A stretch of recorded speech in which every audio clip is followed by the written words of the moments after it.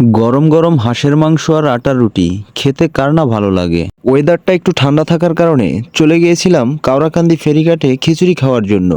বাইরে ভাই খিচুড়ির দোকানে গিয়ে দেখি প্রচন্ড ভিড়। খিচুড়ির দোকানগুলোর ঠিক অপোজিটেই তাকিয়ে দেখি একটি হাঁসের কালো ভুনা এবং আটার রুটির দোকান। হাঁসের মাংস দেখে আর লোভ সামলাইতে পারলাম না, তাই তো চলে আসলাম হাঁসের মাংস এবং আটার রুটি দিয়ে আজকের রাতের ডিনার করার জন্য।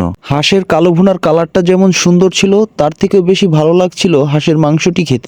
যারা হাঁসের মাংস খেতে পছন্দ করেন অবশ্যই কমেন্টস করে জানিয়ে যাবেন। এদিকে দোকানদার মামা একটা একটা করে গরম গরম রুটি ভেজে দিচ্ছে আর আমরা খেয়েই যাচ্ছি। যারা গরম গরম আটার রুটি দিয়ে হাঁসের কালো ভুনা খেতে চান তারা মাদারীপুর জেলার শিবচর থানার পুরান ফেরিঘাটের শুক্কুরের খিচুড়ির দোকানের ঠিক অপোজিটে আসলেই পেয়ে যাবেন এই হাঁসের কালো ভুনার দোকানটি। হাঁসের কালো ভুনার এক প্লেটের দাম 150 টাকা, আটার রুটি এক পিস 10 টাকা। খিচুড়ি খেতে আসছি আর খিচুড়ি খাবো না, এটা কি কখনো ভাবা যায়?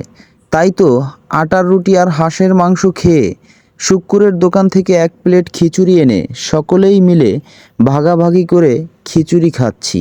আমাদের খাওয়া দাওয়া শেষ, এখন আমরা চলে যাব পদ্মা নদীর পাড়ে। বর্তমানে পদ্মা নদীতে জোয়ার আসার কারণে নদীর পানি হু হু করে বেড়েই চলছে। জোয়ারের পানিতে পা ভিজিয়ে ফিল নিচ্ছি আর ঠান্ডা খাচ্ছি।